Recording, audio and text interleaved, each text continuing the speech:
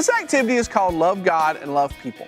The purpose of this activity is for the kids to learn the 10 Commandments and how they can follow them by loving God and loving others. Now, what you're going to need for this activity is you're going to need your help sheet, you're going to need a Bible, and we've got in here in the Bible, I've already marked the verse that we're going to end with, which is Matthew 22, 37 through 40. Now, on your CD-ROM, you also have bookmarks. Now, these are bookmarks you want to give to the kids at the end of the activity, but go ahead and mark your verse there to have it ready. I've also got on the CD-ROM a list of the 10 Commandments. Now, what I did is I went ahead and I printed them off, I cut them into different sections, and I put tape on the back of each of them. You're going to need a poster board or some kind of foam board that you can mark 2 categories, love God and love people.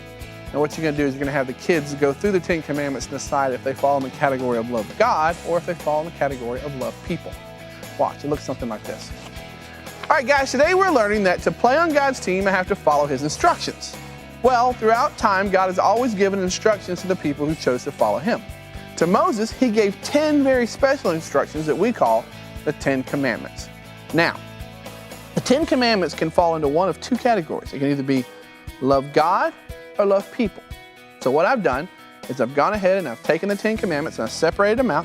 I got tape on the back of them, they're turned over. So one at a time, I want you to choose a card, pick it up, read it, and then decide, is it a love God or a love people commandment? All right, we'll start with Christina. Do not steal. Okay, what do you think? Do you think that involves loving God or loving people? I think it involves loving God. Okay. All right, Jennifer? Do not misuse God's name. Do not misuse God's name. What do you think that goes to? Love God. Love God. All right. Sean? Honor your father and your mother. All right, who do you think that goes to? I think that's gonna love people. Okay. Christina? Do not testify falsely. Oh, I think that's love people. love people. Okay. Do not commit adultery. Love people. Okay. Do not murder. That's gonna be people.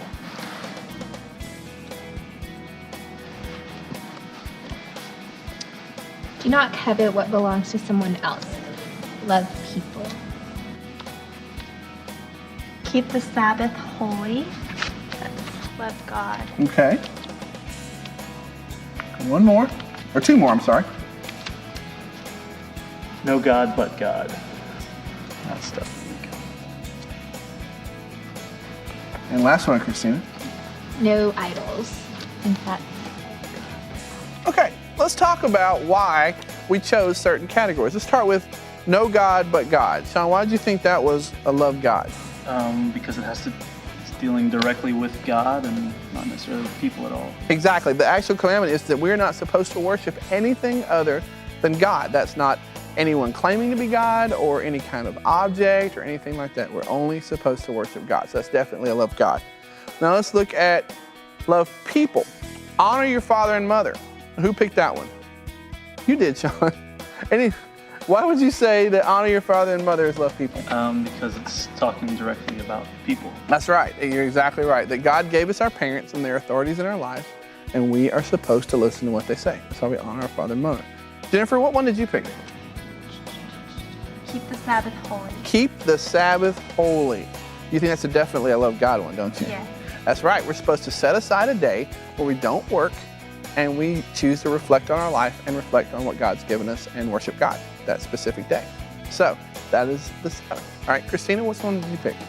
Do not covet what belongs to someone else. Oh, yes. Do not covet what belongs to someone else. Don't be jealous or envious or want something that someone else has. Exactly.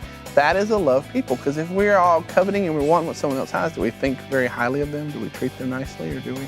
No, we tend to focus on the object. We don't treat them well. So that's why God gave us that rule. You're going to want to go through the list of the entire commandments. On your help sheet is a very simple explanation for each one of them that will help the kids understand how that applies to their life today. When you're finished with the activity, say something like this. All right, you know, the Pharisees in Jesus' day, they were very, very serious about the commandments. They were so serious, in fact, that they made up a bunch of other rules that went with them. They didn't follow just 10 commandments. They followed literally thousands of rules. And when a teacher would come along, oftentimes the question they would be asked is, which commandment is the greatest commandment? Well, Jesus was asked that question, and he answered it in Matthew chapter 22, verse 37 through 40. And Jesus said, "You must love the Lord your God with all your heart, with all your soul, and with all your mind. This is the first and greatest commandment. A second is equally important. Love your neighbor as yourself. The entire law and all the demands of the prophets are based on these two commandments." So see, Jesus said we could sum up all the laws and all the prophets in the Bible with two simple rules: love God and love people. And what I've got for you guys today are some bookmarks. They got the 10 commandments on them. We've got the side over here that says love God, and then the side over here that says love people. And I want you to put these in your Bible or a book you might be reading and use them to help mark places in your books. Now remember that God gave us rules, but he didn't want to make it very hard to follow. He gave us two very simple rules to keep in mind when we treat people. It's to love God and love people. And all the rules in the Bible fall under those two categories.